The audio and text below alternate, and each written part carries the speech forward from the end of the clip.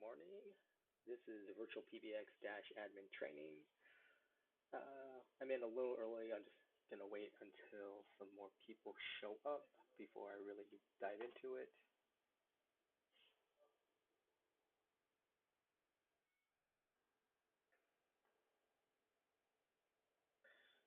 You can always return to our YouTube channel here. The training live streams are recorded. So if you're not able to stay for an entire training, you can always come back and see the full training at a later time, or simply send the link to other staff members who may need to view the training. If you're looking for specific guides on the various Dash features, you can find those on our website. So in www.virtualpbx.com. Mouse over support and select Dash support. And you can scroll down a bit. You'll see some videos, including an older training video of this training. But down below, you'll see the various guides for various features, how to set up various VoIP devices. I think even at the bottom, you'll find like the blank LOA form if you need to port a phone number to us, etc. All right, so on the page here, you see our Dash login page. So dash, dash.virtualpbx.com. And it asks for your username, your password, and your account name. Username is always going to be an email address. Just make sure it's all lowercase. Password should have been emailed to you, and it is case sensitive. And then the account name is typically your company name. It could be your name if you signed up an account under just using your name. Now, for some reason, you never got your email with the passwords. If you go here to the bottom right, click on Forgot Your Info. System is, again, going to ask you for your email address, and then it needs either your account name or a phone number on the account. Now, this is one of your main phone numbers, right, or one of the company numbers that people call into. And then you click on Reset Password. The system will send you an email and basically get you logged in so you can change your password. And then once you've done that, it will log you back out, basically to force you to log in again with that new password. And for most people, I say, hey, just click on the Remember Me, so that way it's one less password you have to remember in your life. So let's go ahead and get signed in.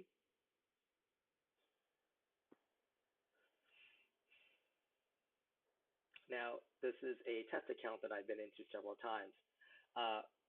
For you, if it's your first time logging into your Dash account, you're actually going to be taken to a page over here. And you'll be started on your user information page, where you can change things like your email address or your password. As an admin, you also have access to the account level information. So you can click on the account name, for instance. You can see the account ID, your account realm. But the main thing people change here is the time zone. Now, again, this is a test account. So on a live account, you would also have additional sections over here for billing related things. So where you could change your credit card information, you could see your service plan. You could update your billing contacts as well.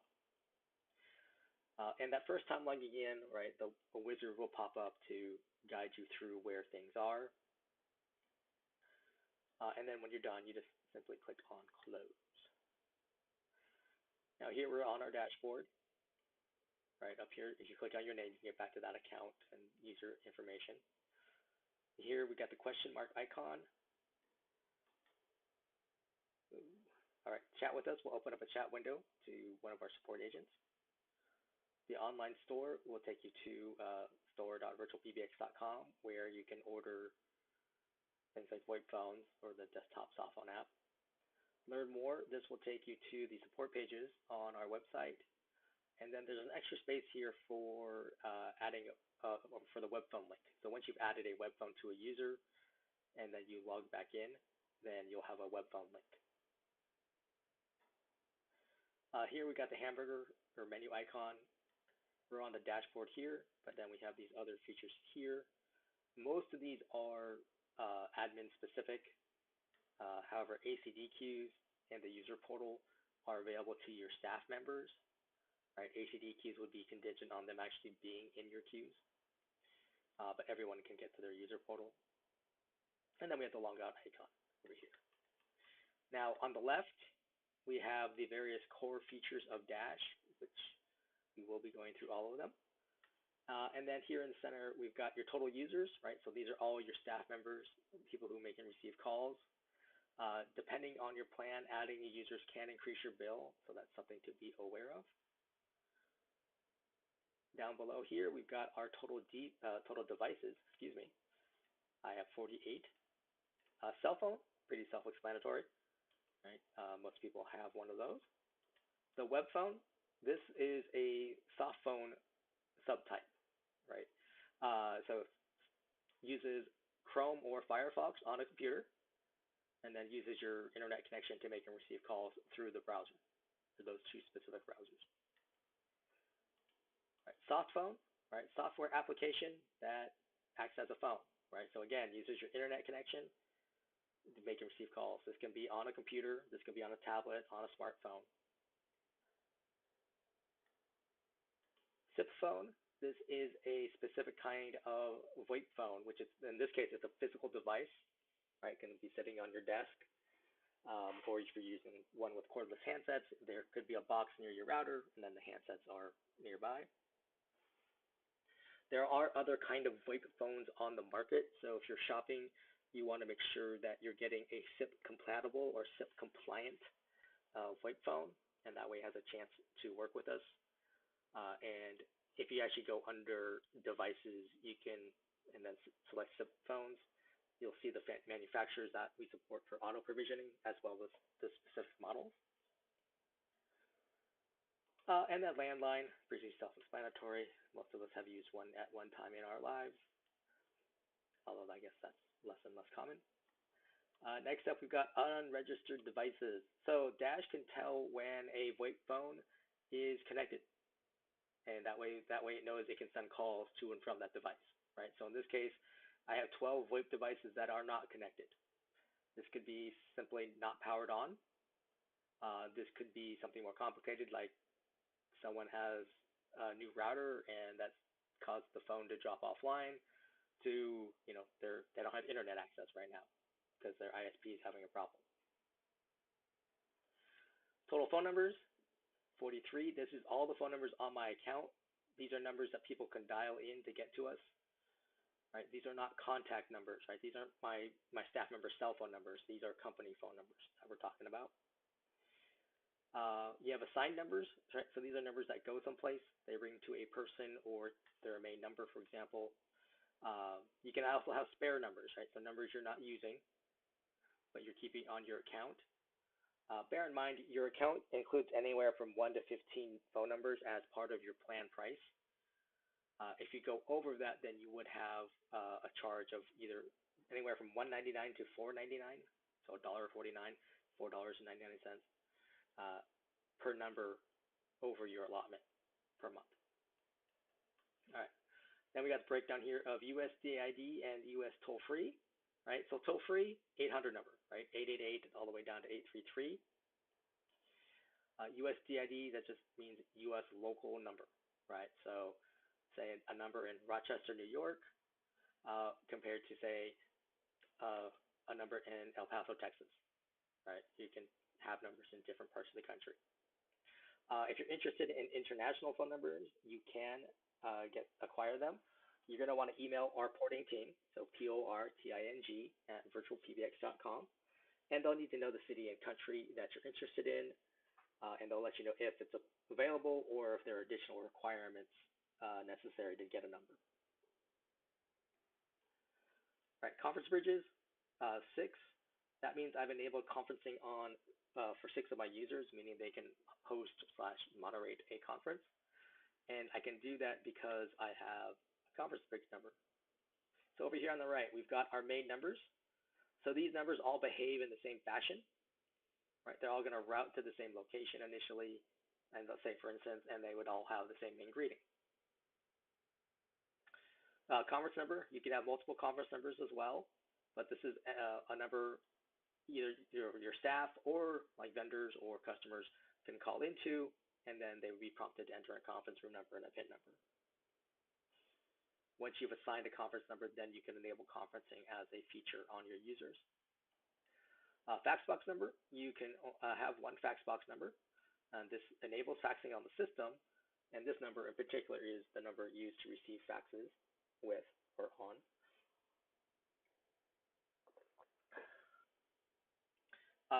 In terms of Dash for faxing out, it's an email to fax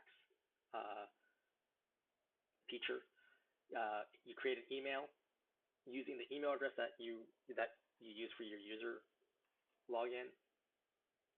In the to field, you put the plus sign, the number 1, area code and phone number, @ symbol, your account realm, and then you attach a PDF or TIFF file and send off the email. The system will accept one attachment per email, and it only faxes out the attachment. It doesn't look at the email other than, hey, there's an attachment here, grabs it and faxes that off.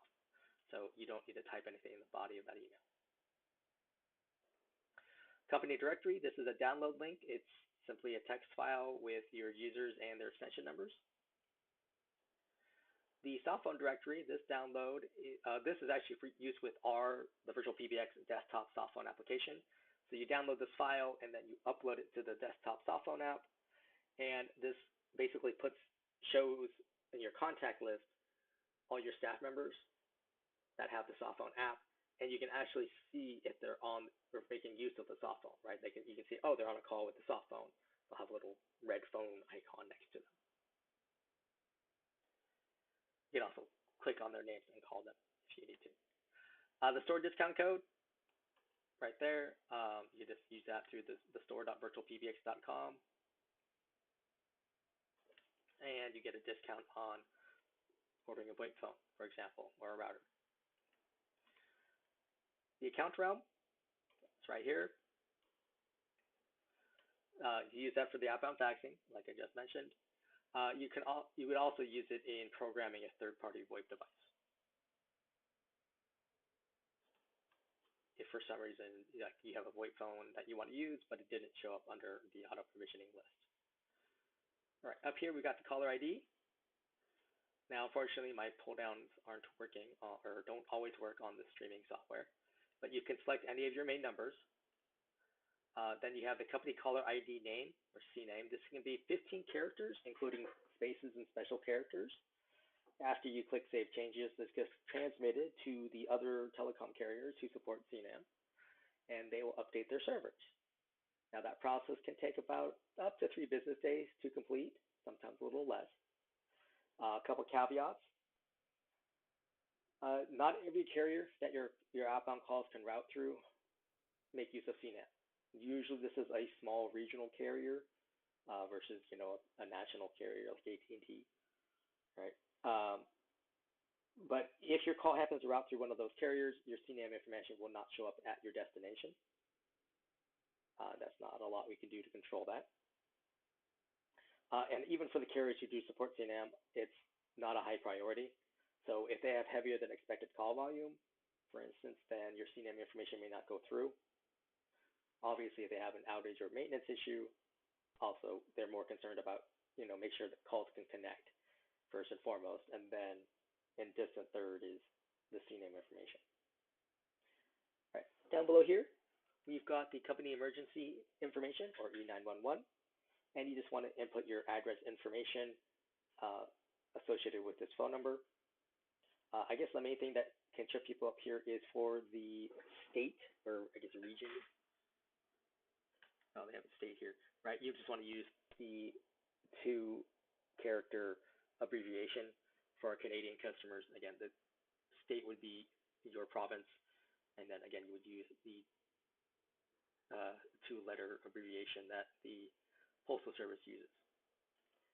And then any changes you make, you click on Save Changes. Next up, we've got hold music. Now on Dash, hold music is defined as after a call has come in and been accepted by a user, and then that user hits the hold button on their VoIP phone. And then that's when this file would play. Now you can upload your own, right? You click on the upload button, you would click on browse to find the file on your system that you want to use, and then you would click on the little blue and white upload icon there, and that would upload the file. Now, Dash can make use of .wav, .wav, and .mp3 files. You want to make sure they're recorded in mono, not in stereo, and that they're under 1 megabyte in size. And you'll hear me say that combination of things several times, so just bear in mind. So then once you make any changes, again, click on Save Changes. Now, hours is actually a subset of the main number, so let's go ahead and just click over to main number.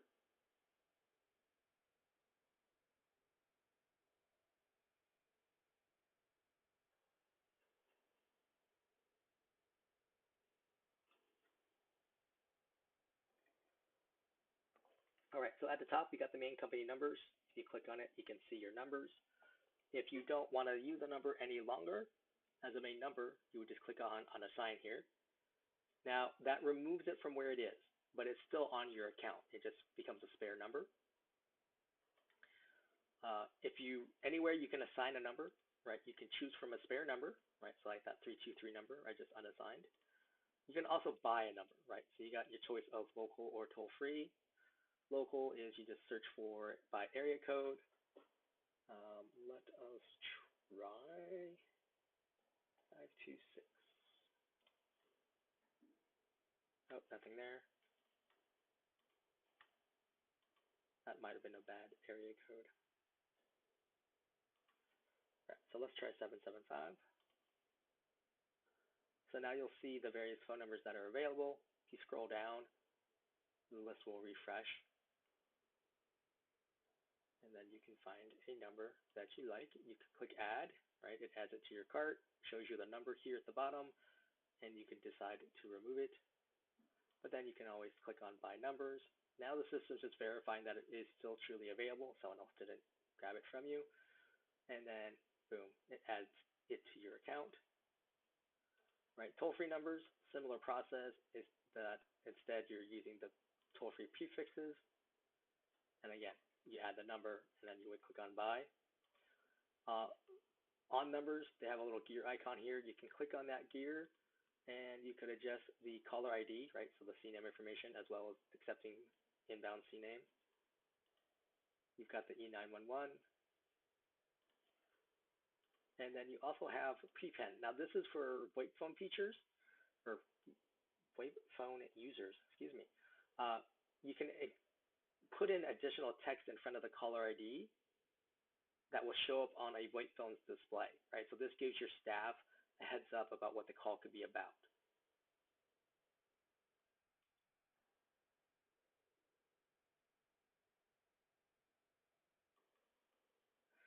And so, any place that you can add a number, so like directly to a user, to a ring group, etc., you have these options of add from spare or buy a number.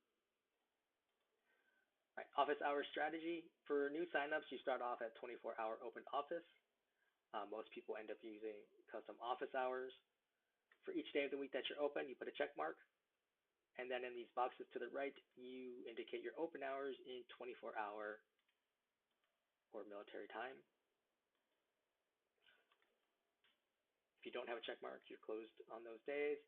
Also, you've got an option here at the very bottom here is if you're closed for lunch, you can put a check mark there, and then enter the lunch hours there.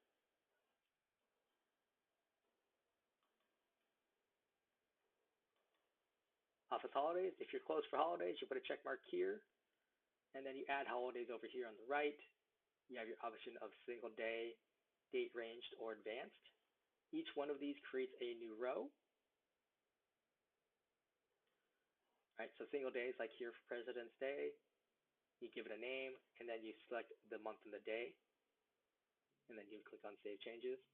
Right, date range is like I have here for Christmas, December 23rd through December 26th. The main caveat for date range is for New Year's Eve and New Year's Day. You do not want a date range that includes those two dates because there's no year indicator here.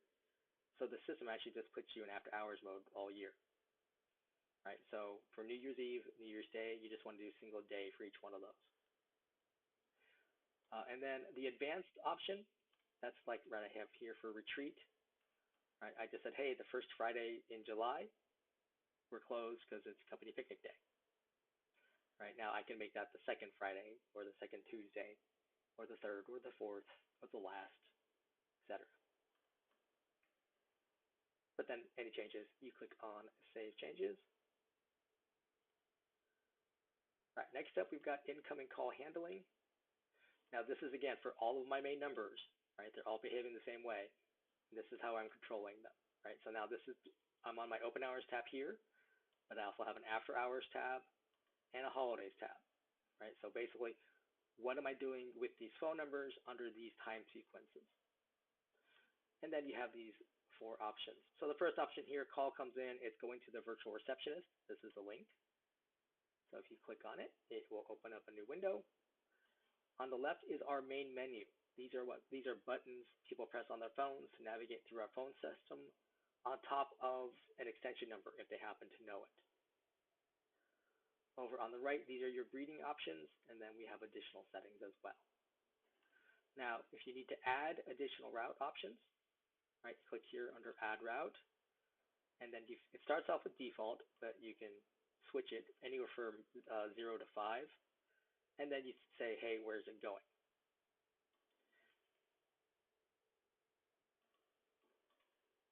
And in terms of where's it going, you've got basically anything that's on your account, right? You can send it to the directory, right? So people can try to find the specific person they're looking for. You can send it to a specific user. Scroll down here. I can send it to a call queue. Further down, I can send it to a specific device, right? So I can send it to this phone if I wanted to. You can send it to ring groups. You can send it to a media file. So basically you have a .wav or .mp3 playback. Now, once that playback ends, then the call ends by default. So that's something to be aware of.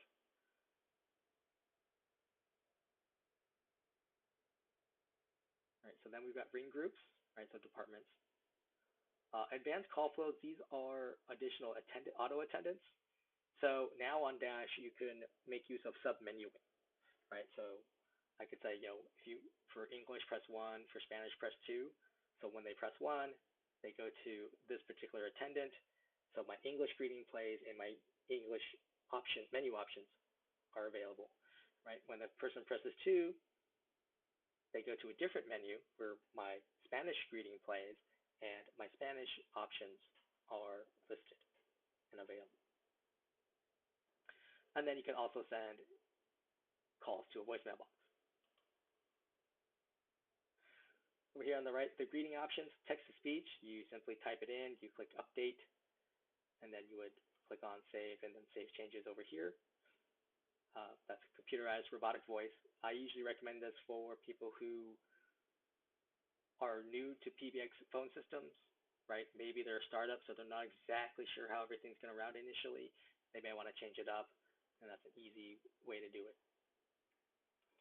You can upload your own file, .wav, .mp3, recorded in mono under 1 megabyte.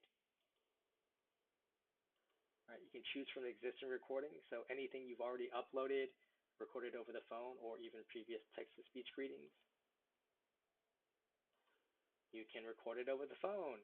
Now, by default, this system wants you to use a registered phone. What that means is a registered VoIP phone on the account. You would still dial your main number, and then you would enter this PIN number. Now, this PIN number is specific to my open hours, so I can only use it when my system is in open hours, and then thus I can only change my open hours greeting at that time. Now, if you don't want to restrict yourself to do a VoIP phone, let's say you have a good friend who's got that good radio voice, but they just want to use their landline or their cell phone, you can go down here under Settings. You can allow dialing, wrong one, second to the bottom.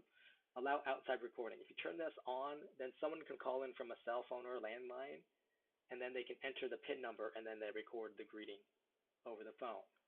Now, if you just signed up, then this is a great way to get a greeting in place.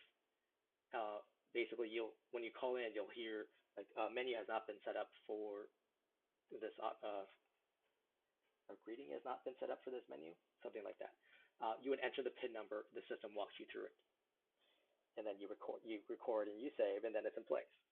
Now, if you already have a greeting file in place, right? So you've got greeting A is saved, that's your default greeting.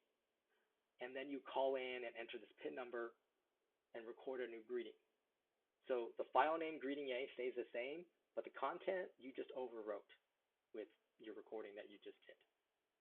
So that's something to bear in mind. If in case you want to reuse that original file greeting A, you would want to move it off and put in something else in place if you're going to record it over the phone that way.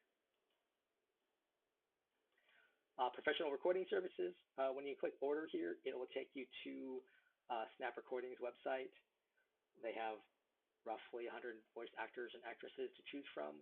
They have various versions of English, French, and Spanish, so you can do multilingual greetings. They have hold treatment, basically a mix of music file and that script.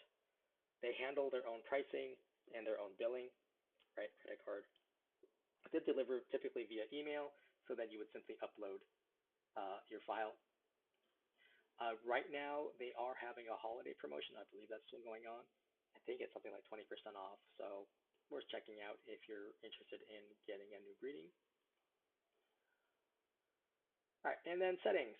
All right, so number of retries on misdial. This is currently set to 2. Basically, what I'm saying is my inbound caller can mess up a couple times before the system treats them as if the call is over / sends them to the default route. Right, so now keep in mind that the system plays the greeting once automatically no matter what, right? If the person fails after that, that's when this first counter goes on, right? So basically, when I have 2 here, I'm saying the inbound caller actually has 3 attempts, right? So you can take it down, I believe, to 1. I think if you want it at 0, we have to do that for you. At least that's what I've been encountering. The dialing timeout, this is how much time the system waits after it hears a button press before it assumes that the person is done, right? So I think the default is actually set to 10, which I think is way too high. I usually say somewhere between 2 to 5 seconds is enough, right? So that way people will hit the extension numbers quickly, and then they'll move on. And if it's an invalid entry, then this counts towards your retries. We already covered the outside recording. And then allow dialing extensions. If you turn this on, that means that the person knows the extension number. They can enter it at any time.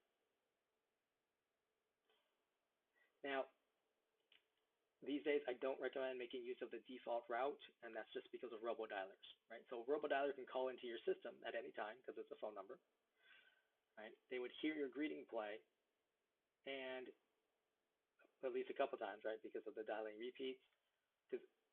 Because a robodialer doesn't have fingers, it can't press a menu option. So if you have a default route in place, eventually it gets to your default route. So it goes to one of your staff members or goes to a voicemail box, what have you. So that means at some point or another, this robodialer is using up minutes because it's hanging out in your greetings, and then say it's leaving a 5-minute voicemail about, you know, traffic in some country you don't care about, or it's a weather report or a random song, right? So it's for that reason I typically don't recommend making use of the default route, because that way when a real person calls in, right, they're going to press a menu option or hit an extension number, right, to get to somebody. Robodialers just there to waste time, essentially. Anyway, so any changes you make here, whether it's on the main menu, the greetings, or the settings, you click Save, and then you click Save Changes here on the incoming call handling. All right, so next option, call comes in, we're offering it to Bob. If Bob isn't able to pick up, then it goes to the virtual receptionist. And again, this is that same virtual receptionist we were just looking at. And this is a pull down, right? So you can change up who it's being offered to. Again, you can send it to a group, you can send it to a device, you can send it to a media file, you can send it to a queue, etc. The goal here is you're giving a staff member, or in the case of groups and queues, multiple staff members, an opportunity to answer the call. And if they're not able to, then the inbound caller gets sent to the virtual receptionist. Right. Option 3, calls being offered to Bob. Bob isn't able to pick up, it goes to his voicemail box. Again, you got the same kind of routing options.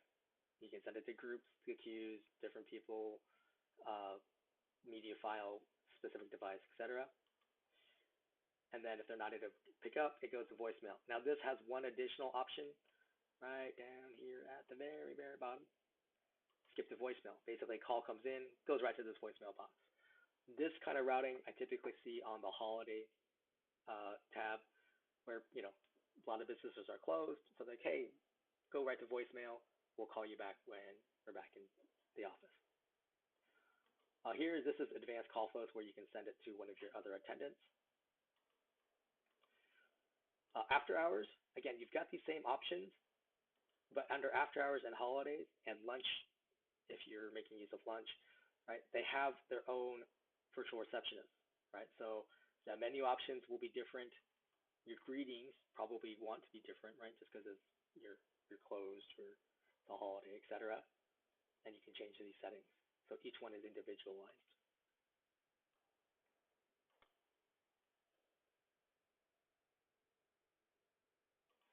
All right, main conference number. All right, we've got the one here. I can add from spare. So if I wanted to, I could add this 323 number back in here. So now I have 2 conference numbers. Right, I can always buy a number. Custom greeting, I can put in a text-to-speech greeting. But otherwise, even if this is disabled, the system still says, welcome to the conference.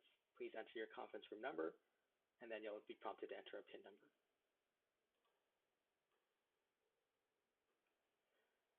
Right, in fax box, you can have the one fax box number. Now, unfortunately, on this account, the fax box is broken. But on your account, if you click on edit the fax box, you'll get a window with 2 fields. The first field is to enter an email address for inbound fax notification, right? So this email address, they get an email anytime a fax comes through. They'll have an attachment in PDF, so that way they can just double click on the attachment and see the fax. The second field is for adding an email domain, right? So if you own your own company's domain, you can add that domain there, so that way anyone at your company with an email address can then fax out with Dash, even if they're not a user on the account. Right? They just have to have an email that ends in your company domain, and then that proper format, and the 2 field, right? The +1 area code number, @ account realm, and then attach a PDF or TIFF. All right, auto attendance. So auto attendance will allow you to have multiple auto attendants. Basically, a couple of reasons this is used. One is if you have multiple businesses coming into the same account, and so you want each of those businesses to have their own phone numbers, and those phone numbers then have their own greetings. Right, and then you can on Dash, they can have their own menu options. They can go to their own extension owners, etc. The other reason that it typically comes up is for submenuing, which I mentioned earlier, right? The press 1 for English, 2 for Spanish, right? And then you can set up additional menus with specific greetings, so that way people can say, okay, I pressed 1 to English. Now I've heard the English greeting. Here are my English options. I can press those options and not get to someone who can't help me. Right. Likewise on the Spanish side, right? You probably chose Spanish because you're more comfortable speaking and conversing in Spanish. So then you would want to press a menu option that gets you to another Spanish speaker to make it a smoother experience. All right. So up top, you would click Add Attendant. You give it a name and an extension number. It can be any extension number you want, and then you click on Create Attendant. Once it's created, if you click on the name, you have the option here to make available, right now it's unavailable in the main menu, meaning it's not a sub menu option, right? If I click on this, it'll flip it. So now it's available in the main menu. So it means I can make it a sub menu option. The phone number box, I can add from spare or buy a number to add it for a number that goes directly to this attendant, excuse me. Extensions, again, you can add additional extension numbers to an attendant. And then you get the little gear icon here, or sorry, wrench icon under settings. And then you'll see how you can route calls on it. Right, so now it has open hours, after hours, and holidays. These times match what you set up under the main number, right? So we had that the office hours strategy, right? That's what applies to all of your attendants. Now, if you click on here on the virtual receptionist, you can see there's a default route, and then you can set up your own greetings. Like if I go to this Niner Nation one here.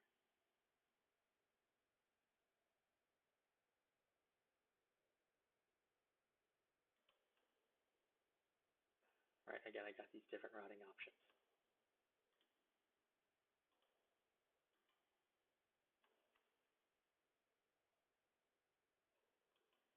All right, devices. Shows all your devices on the account. Green means it's connected / registered. Red means not connected / unregistered. Black means you've disabled it, right? It's off. Adding devices, here at the top. First up, we got SIP phone, right? This is the physical VoIP phone. You have these manufacturers to choose from, right? So Yealink, there's quite a few models. So you can go to Polycom, again, quite a few models, etc. If you go to Cisco, there's less models. But you find the manufacturer, then you would find the model of the phone you want to work with. You give it a name, right? So we can put Mary's phone. And then the MAC address, right? Each phone has its own MAC address, usually a sticker on the back of the phone. Often you can click on the phone under like the menu status, and one of the options there would also be the MAC address. And you would enter that information. You would click on Create Device, and then you would assign it to a user. If within Dash, that's all you need to do. On the phone, you need to log into the web's phone UI. Typically, you find the IP address of the phone, enter that IP address in the address bar of your browser. Computer and the phone should be on the same network. And then you log into the phone's web UI, and then you need to pretty much put in a URL. That information is on our website. Right, so go to virtualpbx.com, mouse over support, go to dash support.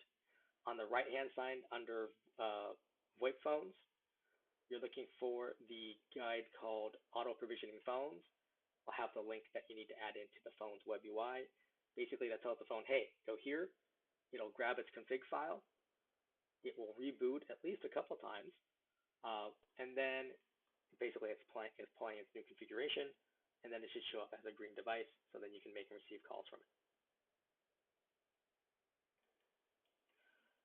Cell phone and landline are the same. Essentially, you give it a device name, and then you put +1 area code and phone number, right? So the plus symbol, the number 1 area code phone number, and then you assign it to a person, and then you click Create Device. Now, when Dash sends a call to a cell phone or landline, right? These are the default settings here. What happens is obviously that phone will ring, and you pick up. The first thing you hear is, this is a forwarded call. Please press 1. Right? When you press 1, that's telling the system, yes, you are there, and yes, you want to take this call. Right? If you were a vConsole customer, this was like pressing pound on vConsole to accept the call. Difference being on Dash, you only have to do it on landlines and cell phones, whereas on vConsole, you have to do it on any kind of device. Now, if that's not actually how you're going to be using the cell phone or landline, for instance, you're actually using this to send callers to an automated answering service that you use for after hours. Well, the automated answering service can't press 1, right? It's not a person. It's automated, right? It just picks up and starts speaking. So in that case, you want to put a check mark here. Allow use of cell phone's voicemail. So what that does is we no longer wait for you to press 1 to accept the call. Instead, when we hear that pickup tone, right, the system says, oh, that call is connected, send it on. Right, and then so then it gets your automated answering service and they handle the call. Now, if you actually did this on your actual cell phone, then what could happen is your cell phone voicemail could pick up. Again, we treat that like a connected call, so that inbound caller ends up on your personal cell phone's voicemail. Some people really want that, other people really don't. Purely up to you. All right. Other one here is keep original caller ID. So we'll say customer Doug is calling into the system and is trying to reach Mary, right? It rings on Mary's cell phone. She looks at her cell phone and she's like, I don't recognize that number. I'm not going to answer. Right? Then customer Doug ends up in voicemail, leaves a message, or not, who knows. Instead, what you could do is uncheck this.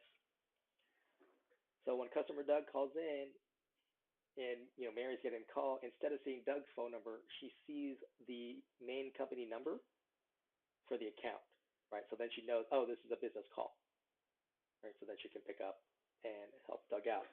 Now, obviously, we save changes. When I refer to the main company number, if we go back to the dashboard here, right, this caller ID number, the one you select here, that's your default number for a lot of things. So like your outbound caller ID, and like for the keep original caller ID, when you uncheck that, the default number that shows up, it's that 702 number. All right, soft phone. One, there's a little warning message here, basically saying because of wireless technology, you may not actually be at the location you have set up for E911, so please be aware of that. And here, we're set up here as, by default, as a third-party application, right? So you're using a soft phone from, say, CounterPath. Or, say you have a VoIP phone and it didn't show up on that list that we saw under SIP phones. You're like, well, I still want to try to use it. In those two instances, you would give it a name, and then you use the SIP username. If you click on the SIP password, you'll see the SIP password. All right, so you want to copy and paste these three, right? So the SIP username, the SIP password, and then the account realm. You would use that to program, otherwise known as provision, either that CounterPath soft phone or that VoIP phone that didn't show up on the list, and to see if you can get that device to work with us, right? So that way that you can make and receive calls with that application or that phone. And then you would assign it to a person, click on Create Device. Now, if you want to make use of the VirtualPBX soft phone application, right? So either on Android or iPhone, or you want the desktop version. What you would do is below the account realm, you see here that it says use third-party application. You can actually click on that and it'll flip it to say use VirtualPBX application. So you give it a name, you assign it to a person, and then you click on Create Device. That person will then get an email with their login information for the soft phone. Now, if they're just going to use it on an Android phone or iPhone, they can simply download the app, put in those credentials, and they should be able to make and receive calls with that as long as they have internet connection. If you want to make use of the desktop version, so Mac OS or Windows, you do need to order that through our web store because the desktop version has a license fee associated with it. But once that's taken care of, then you can use those credentials to log in. And then once you purchase it from the web store, you'll get an email with the download links for Mac OS and Windows. All right. The last thing I'm going to cover here is web phone. Right, again, has that same wireless information. Again, you give it a name, you assign it to a person, and you click on Create Device. The web phone, again, uses Chrome or Firefox to make and receive calls. So when you go to webphone.virtualpbx.net, it asks you to log in.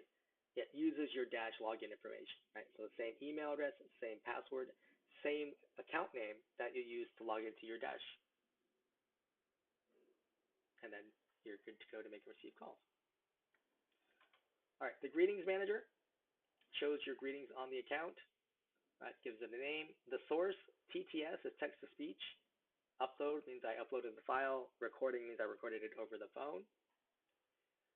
Right, you can download the file so that way you can listen to it and see if it's still relevant. If you click on the little wrench icon, you can change the name of the file or delete it. Up here, you can add a new file, right? So this is typically, you're just uploading a .wav or .mp3, but you give it a name, you find the file, and then you click on create greeting, get .wav, .mp3 recorded in mono under 1 megabyte. All right, groups is shorthand for ring groups. These are departments. You click on add group here at the top. You give it a name and an extension number. And then you click and drag the people you want to be in the group. And then you'll click on create group. Once a group is created, you can click on the name. Right? And you can change the name. You also have dialing repeats. This is the number of times an inbound call is offered to the group members. Right? So in this case, I'm offering it 1 time. Right? There's little arrows here to the right. You can increase it to have more ring through attempts. If you click on the members box, it shows your staff members that you have assigned to this group. And in this case, I'm also showing you the ring order. Now along the top here, this last one, that's the total ring time in the group, which defaults to 120 seconds. You can change that. I've seen people change it down to 60 seconds. Other people have gone up to, I think the highest I've seen is 600.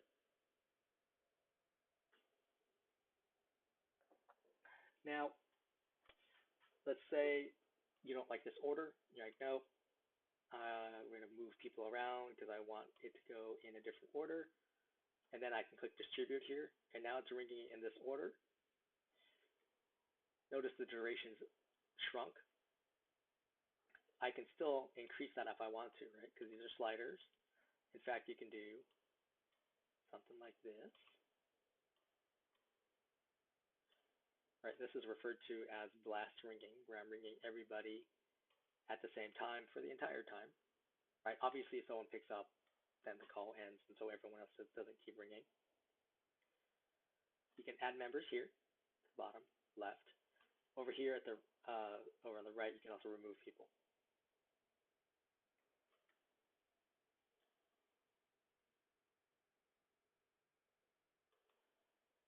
All right, extensions. You can add additional extensions or unassigned extensions from a group. Groups can have their own phone numbers as well. So this would be a phone number that goes directly into the group. You can add from spare or by numbers. And then you've got group features. All right, so ringback. All right, this will play back of .wav, .mp3 file recorded in mono under 1 megabyte. All right, this will play back as long as or until one of your staff member picks up the call. The main thing is that the system will not automatically loop the file for you. So you want to make sure it plays as long as your ring duration of the group, right? So if we go back to members, it needs to play as long as this, 120 seconds in this case.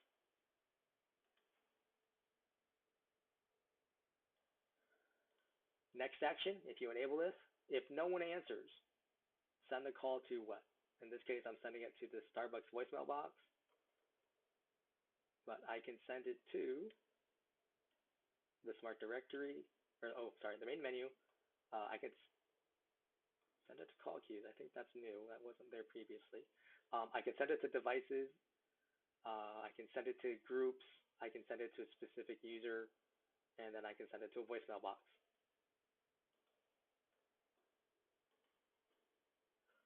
Allow call forward. If you enable this, you'll let the staff members make use of call forwarding, i.e. they're not going to be at their normal phone, but they still want to be able to answer calls, so they forward calls to, say, their cell phone. And then caller ID prepend. This is for your VoIP phone users.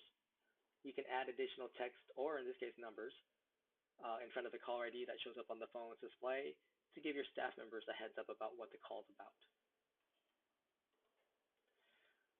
All right. Now, a couple things. In terms of ring groups and queues, right? Queues are in some ways an advanced version of groups, but there are a couple caveats there.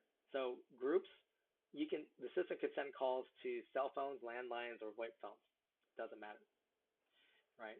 On queues, we can only send calls to VoIP devices currently, right? So soft phones, physical VoIP phones, the web phone. Queues can only have either an extension or a phone number, right? One or the other, whereas groups can have both. However, both groups and queues can be menu options, right? Also, your auto attendants, the virtual receptionist. So you still have multiple ways to get to both. And also, queues have a fee associated with them. The standard queues are $15 or $30 a month per queue, depending on your plan. There's also ACD Queues Pro, which starts at $99 per month per queue. You have a bit more control of like the whole treatment in queues. The other advantage of queues is your staff members can log in and out of the queue, right? So, oh, I'm not working right now, log out. Whereas in a group, they're just in the group all the time. All right, numbers shows your numbers on the account and where they're going. All right, spare numbers, these are numbers you're not using. If you want to get rid of a number, right, because you're like, oh, I have way too many, I don't need my phone bill to be that high, you can put a check mark in front of it, and now you've got the option to delete, and now the number is no longer on the account. You can buy numbers here on the spare numbers field, right, local or toll free. So like if you know you're going to need more numbers, but you're not sure where you're using them right away, that's why you would buy numbers here in the spare number area.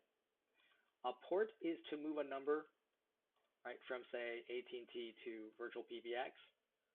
You basically just follow the on-screen instructions. The main thing that we need from the port process is a completed and signed letter of agency, or LOA. In that port process there, you can download a blank one as well as upload a completed one. Now, on the LOA, it does ask you for company information, right, like the company name and the address. That information should match what the current carrier, right, so AT&T, has on file for you. And it does need to be signed, right? It can be a digital signature, that's fine. Just can't be typed, you can't just type the person's name, right? So Bob Smith is the authorized person, and then it asks for the customer signature. You can't just type in Bob Smith, right? There needs to be an actual signature or digital signature there. The bill copy, that typically needs to be within 30 days. And you submit both of those documents through the port process here. You could also just email those to porting@virtualpbx.com. So for instance, let's say you went through this port process here, and for some reason, like you couldn't finish uploading the documents for whatever reasons, right? You're like, I don't need to keep wasting time on this. You can then just email them both to porting@virtualpbx.com. Now, when you go through this process, right, you successfully submit, you get an email right away saying you've successfully submitted your report request. Within the next business day, you should get a second email. That's from our porting team, basically saying, yes, we saw your documents, and yes, we're submitting them, and then here's some additional information about the port process. Right? That second email lets you know that, hey, the port is actually in process. All right, let's go to users.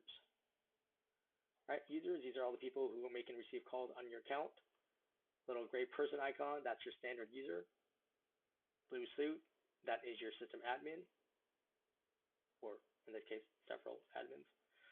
If you click on Add User up here at the top, you enter in their name, you enter in their email used for login. Now, this email has to be unique for each user. All right, and then you create a password, and then an extension number. Now, in this system, I started with extension 1000, so it's saying the next one available in that series is 1029. I can change this. Like, for instance, let's say I just made one of those new auto attendants. I'm like, I want the people associated with that attendant to start with extension 2000, right? Or 2020. Now for new users, we got these options here. Create a voicemail box for the user, right? That's intrinsically tied to the user. For instance, you can have it like if you assign a VoIP phone to this person, and let's say they can then hit *98 from their VoIP phone, that will take them directly to this voicemail box that we're creating. And then they can set up their own PIN number, etc. Include in the company directory, right? Put a check mark means yes. Send emails to an alternate address. So if you put a different address here, this will supersede anything that we would have sent to this address up here at the top, right? So like for the password recovery, it would be sent to this address, or for like soft phone creation. And then probably the most important, send credentials to this user. Put a check mark there. When you click on create user, this person will get an email with the login information. Obviously, if you're going to add more people, create user and add another. All right. Once a person is created or a user is created, you can click on their name. You can change their name. You can change their credentials, right? So they can change their email address or their password. You can also send the password reset email yourself to them instead of waiting for them to do it on their own. So like if for some reason Bob can never remember my passwords that I create for him, I can just send here, password reset, create your own, right? And then hopefully he'll remember. Voicemail box PIN. So for your VoIP phone users, right, you don't have to create this for them because they can hit *98 from their VoIP phones, and the system will prompt them to create a PIN number as well as a voicemail greeting. For the cell phone and landline users, you do need to create a PIN number for each one of them. All right, send emails to an alternate address option as well as the show up in the user directory. Over here, this is a pull down. So you can change a user into an admin or an admin into a user. This is the pull down to change the time zone that a person is in. Next up, we've got the display language, English, French, German, and Russian. Ringing timeout. So this is how much time the system will try to ring the devices on this user. In this case, 45 seconds. The default is 20 seconds. The main reason you would up it to something like 45 or even 60 seconds would be if this person is a cell phone user. So in terms of how PBX system handles calls, right? Calls come in, and if we're sending a call to a landline, right? We send the call to that telecom, they know, oh, we know exactly where this person is. Boom, they send the call right to that location, right? When we have to send a call to a cell phone, right? We send it to a cell phone provider. They say, hold on a second, we need to find them first, right? Pings the signal off the cell towers, finds you, then we send the call through. It's that delay is why it takes longer from a PBX system standpoint to send a call. It takes longer to send a call to a cell phone than to a landline.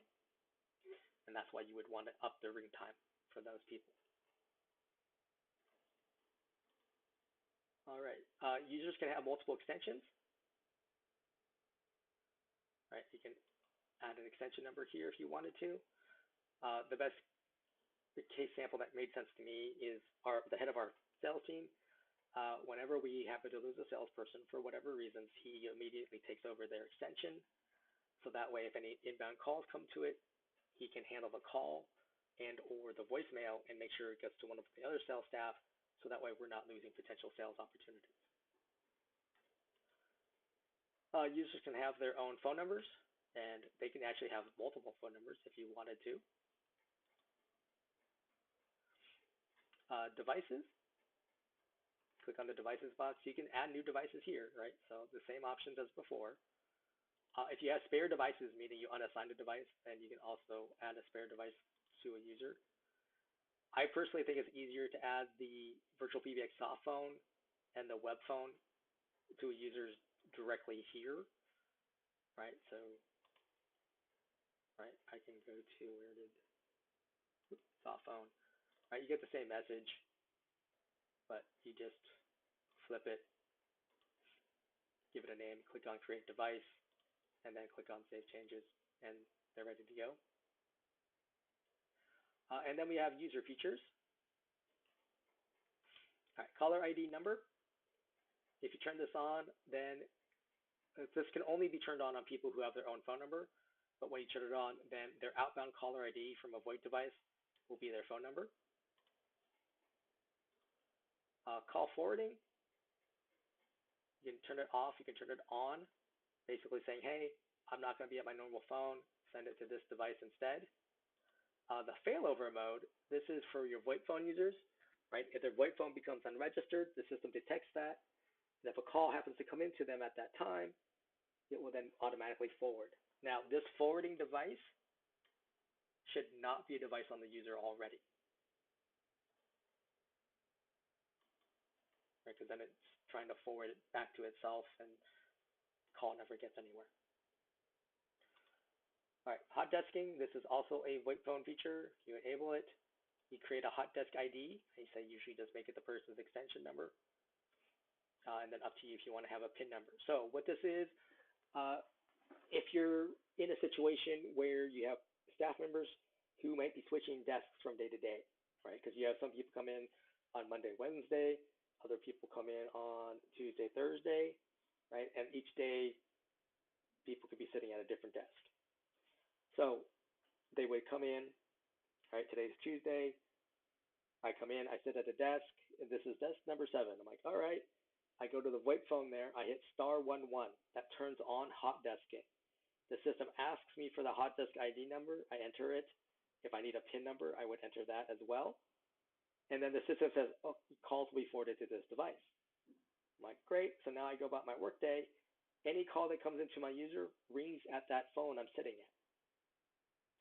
At the end of my day, I pick up the handset. I hit *12 to turn off hot desking, and I go home.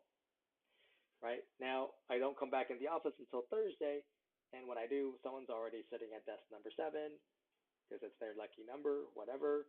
I'm like, well, here's desk 11. I'll just sit there. Again, same thing. I hit *11, enter the hot desk ID, and now calls are coming to me at desk number 11.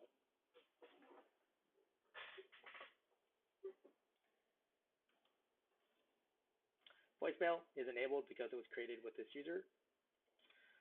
You can have an individual fax box for each user if you wanted to.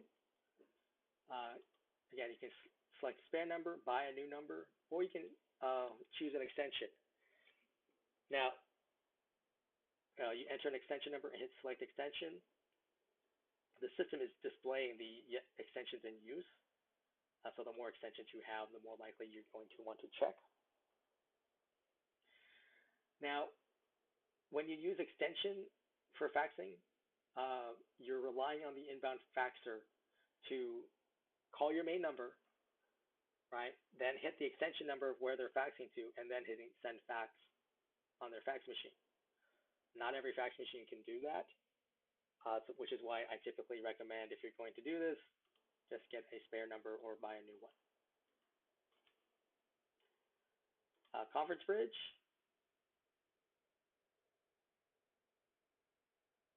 So when you enable it, it shows you the conference number. It defaults the conference room number to match your extension number. And then as an admin, you enter in a PIN number for this person. You click on Save Changes. Now, both the conference room PIN number and also call forwarding, those are things your users can change on their own through the user portal. So just something to keep in mind there. Now, follow me would only work if I have multiple devices. So let's see about adding some here.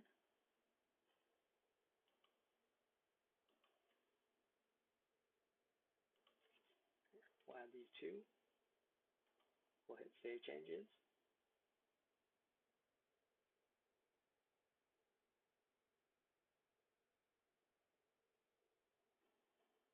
All right, and we'll click back on the features box.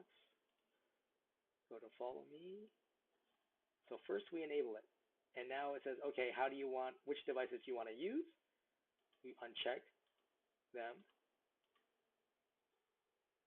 Right now it's 0 seconds. Up here's my total time is 120, right? I can click distribute. So this is just like the ring groups, right? You can adjust the order click redistribute, get the order I want, or I can do blast ringing. Oops. And then click Save Changes.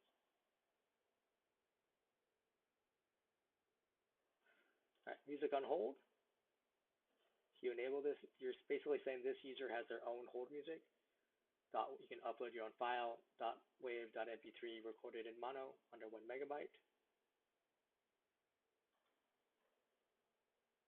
Customized call recording. So when you first enable it, it looks like this. And basically, the system asks you to determine which calls do you want recorded. Inbound internal, that means coworker Bob called me.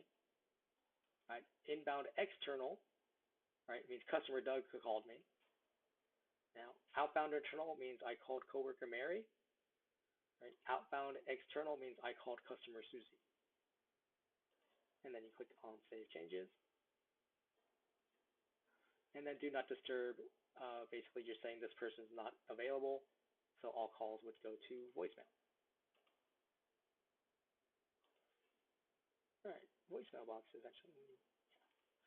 All right, so voicemail boxes shows the voicemails on the account, right, and also shows your users with their voicemail boxes here.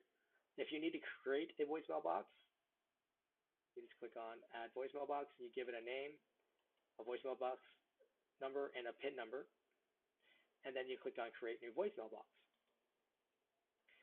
Once you create it, you want to go to Advanced, and you want to make sure there's a media file in place. Right, so you can upload a file. For instance, if you want to record it over the phone, you dial into the system, hit *97, and then enter in the voicemail box number and the PIN number, and then you can record it over the phone. For manually created one, you'd also want to check the recipients and add an email address here. And then just click Add the address. Once you've done those two things, then under Options, you can click on Already Set Up. And then you can also check these other ones down here. Right, this one here, delete after notification. So by default, the system sends an email out to the recipients, or in the case of the user voicemail boxes, the user email address, saying, hey, here's your voicemail with an attachment, right? So they can double click it and listen to it. Once it does that, the system will automatically delete that voicemail from the system. It does that because voicemail boxes are limited to 100 messages. And once you get to that 100 message, someone tries to call in, that inbound caller gets the voicemail box is full, please try again later message. Right. Now, you can also choose this one here, which is you can uncheck this to not attach the voicemail message, but that means you also want to uncheck this one here. Right. So if you uncheck both of those, basically what you're telling is your staff members either need to call in over the phone to listen to their voicemails, or they need to go to their user portal to check their voicemails. And then this is also new, is transcribe messages, where the system will listen to the audio and make it a text file so you can read it.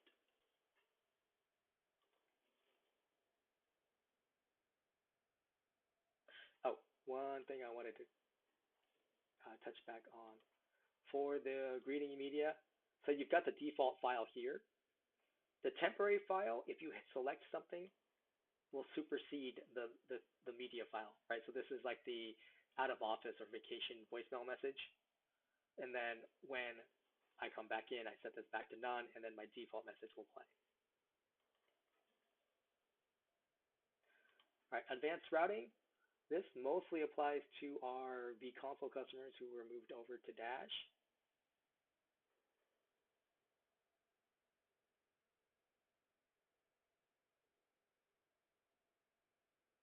Once it loads. There we go. So this is direct inward system access. This allows a cell phone or landline user to call into the system. They essentially log in, and then they can make an outbound call to, say, a customer and have the company caller ID show up instead of their personal cell phone number. So first, you would enable this, and then you edit the settings. I would say add an extension number, and then you can change the PIN number, and then you click on Save Changes. So now customer calls or staff member from their cell phone calls into my main number that rings to a virtual receptionist or auto attendant, right? Then when they hear the greeting, they enter extension, in this case 1029, and then the system will prompt them to enter the PIN number. Then they'll hear dial tone. At that point, they can dial the area code or phone number they're trying to reach. And again, by default, the caller ID that shows up is that under that dashboard, right? That 702 number under the caller ID.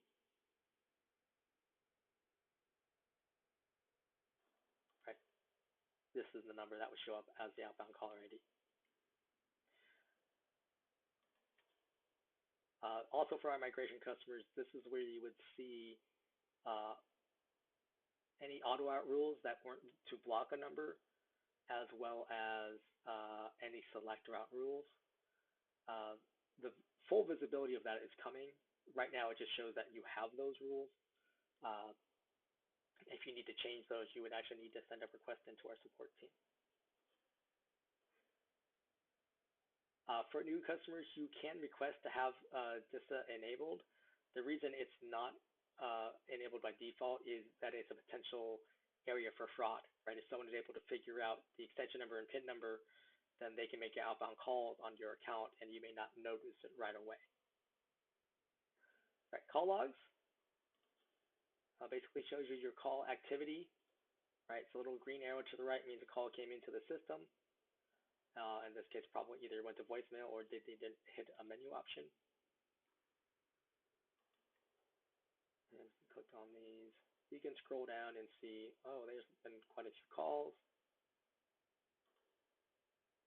Right, this one was actually offered. In this case, it went to a cell phone device, etc. The little fire hydrant icon here, this will create an email. It will have the technical details of the call, and basically so you can send an email to support.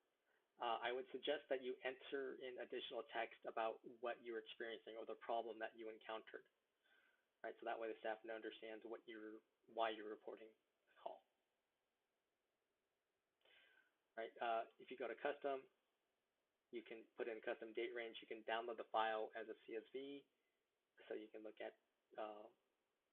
It might be easier to look at more calls in CSV format. All right, feature codes. I've mentioned a couple of these. These are things you use from your VoIP phones typically to make use or access different features. All right, so you can log into queues, call forwarding, the hot desking one, etc. This one here, the *87. So this is an instance like you in your offices, and your coworker Bob got up to go get a cup of coffee. His phone's ringing, and you know that he's got an important call coming.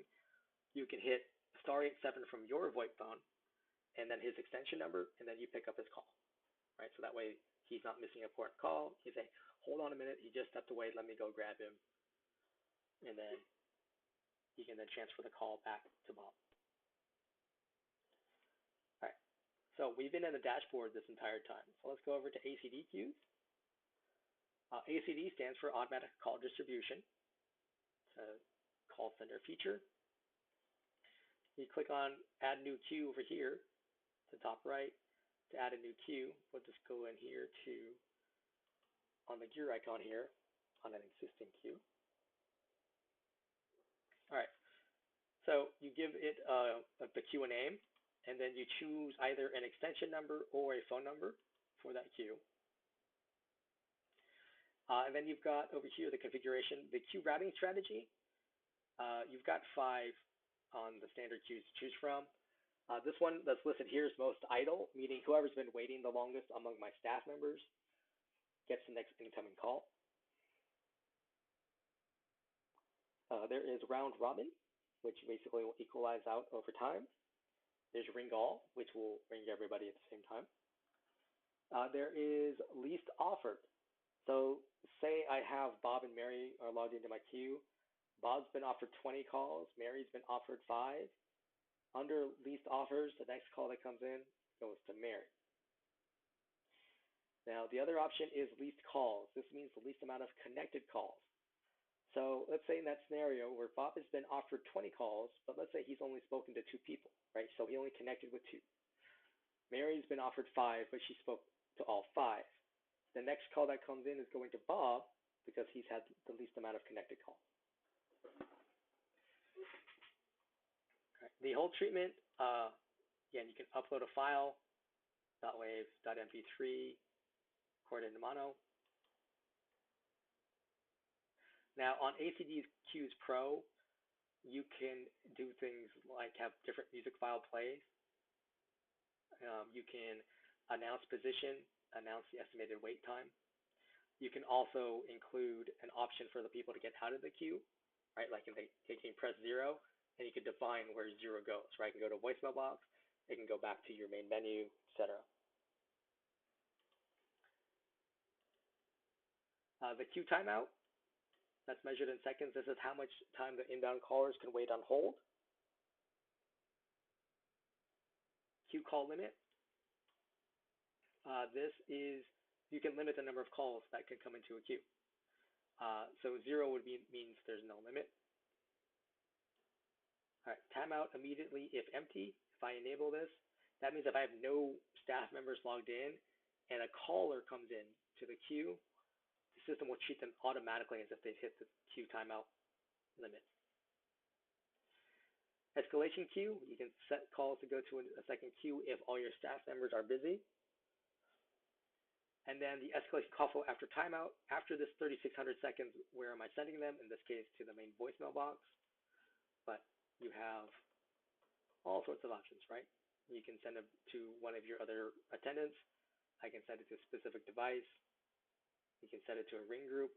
I can send it to a media file, and then voicemail boxes.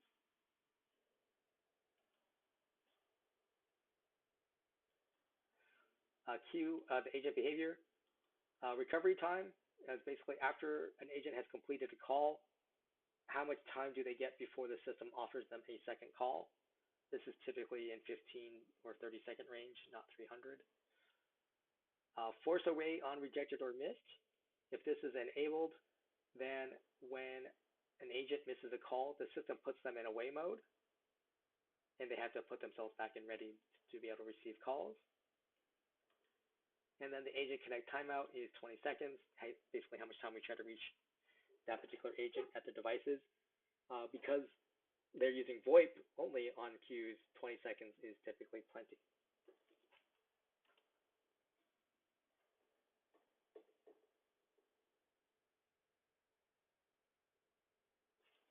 All right, now over here, we're going to click on the members icon. And so these are the people that can be in my queues right now. I click on manage members. I can add additional staff members to these queues if I need to.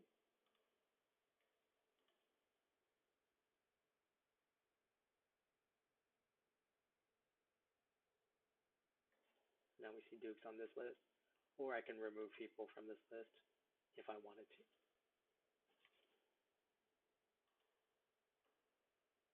All right, let's go back to queues. So now, this tells me 02. I have 2 people already assigned to this queue. If I want to add additional staff members,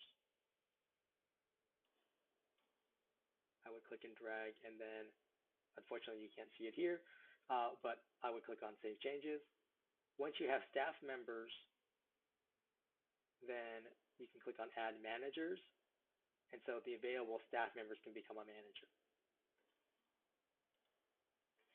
All right, for your staff members, right, so they would click on ACD queues, they would get here, and then they can click on Begin Session. So now I'm logged in, right? So here I am in this queue. And I'm red because I'm marked away. Right? So then I can say, hey, mark myself as ready. Now I'm green, meaning I'm ready to take a call.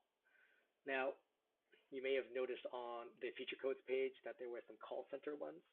So from a VoIP phone, since your queues you can only take calls from VoIP phones, you can hit *20. That logs you in. Right? *21 marks you ready. *22 marks you away, and *23 logs you out. Right, so I can do that directly from the phone. I don't have to go to the web page. Up here, you got the little phone icon, and your staff members can select which phone they want to receive calls on.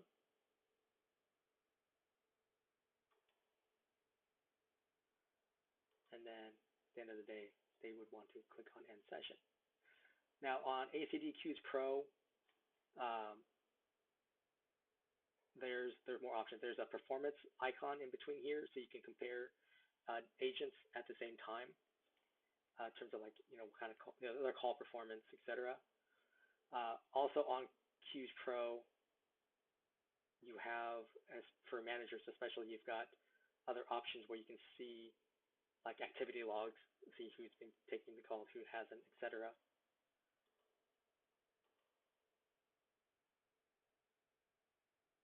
Also on the Pro Qs, managers can whisper, right? They can listen in on a call, they can whisper to their agent, they can also barge into a call to take it over. And they can also answer a call directly that's waiting in the queue if they see that queues are busy. All right, blacklists. If you click on edit, this allows you to create a list of phone numbers that you don't want to connect to your system, right? So you're blackballing them, right? Saying, hey, nope, you're not calling, you're not connected to us. So if you don't have a list, you would click on add and you would give it a name. Block anonymous, if you turn this on, that means if we're not getting valid inbound caller ID, right, so we're not getting an actual phone number, then the system will block it. And then you would click on add number here, and then you put +1 area code and phone number, and then click add, and then to keep adding more numbers, you would click save when you're done. Oops. Back to settings. And then you just make sure your list is over here on the right under selected. And then any phone numbers on these two lists, when they try to call into our system, they just get busy tone.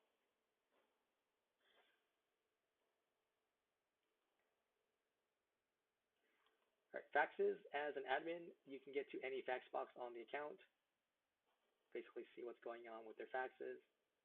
Again, this being a test account, there's probably not a whole lot going on. Under email to fax logs, you can see that we've got a thumbs down here, so this fax did not go out. If you click on the little eyeball icon here, you can see, oh, this person doesn't actually exist on the account.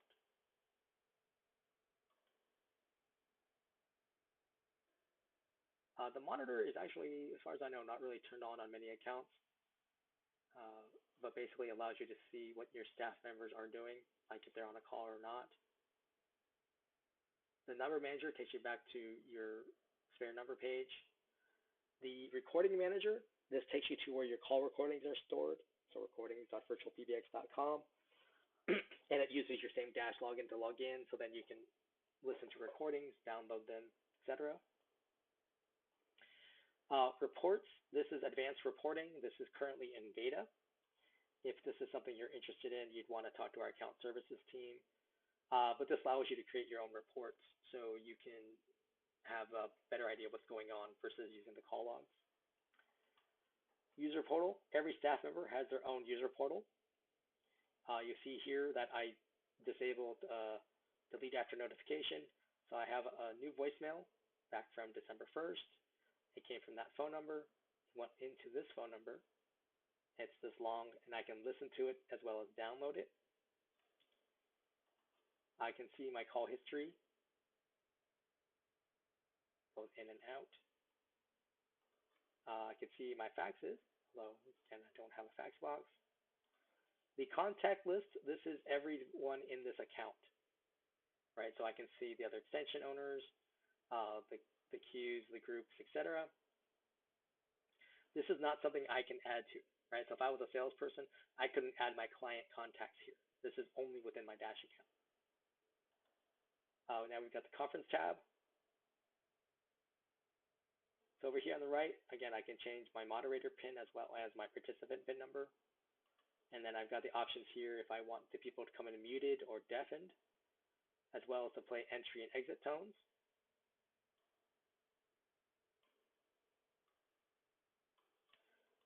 over here on the left, right, I can add a participant, right? So that means I can invite someone else on the Dash account to this conference.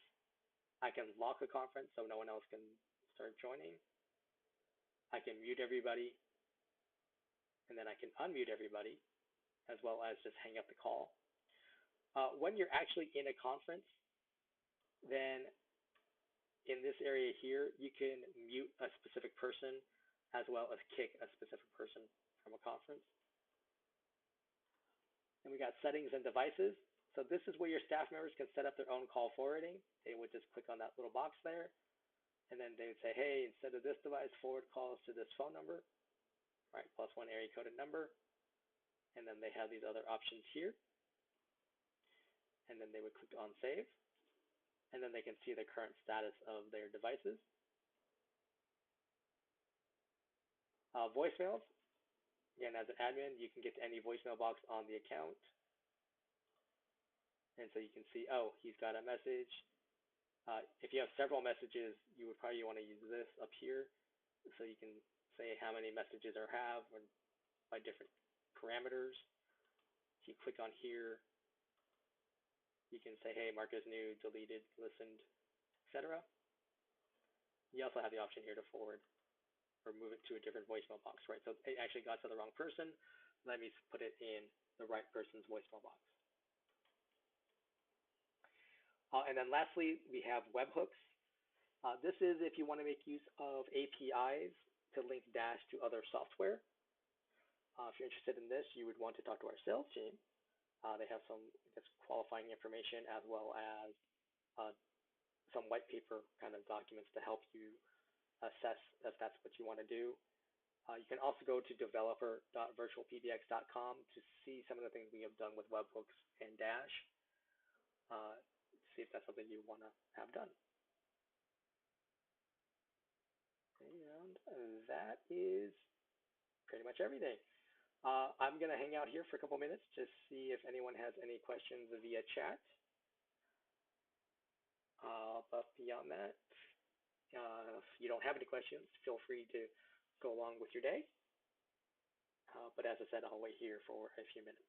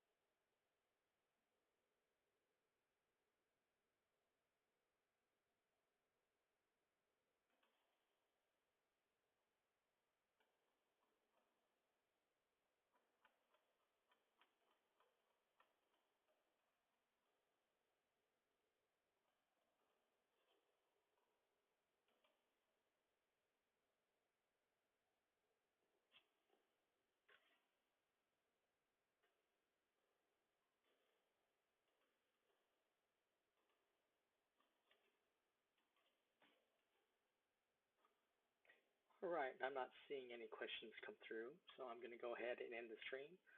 Thank you for your time today, and I hope you have a wonderful day.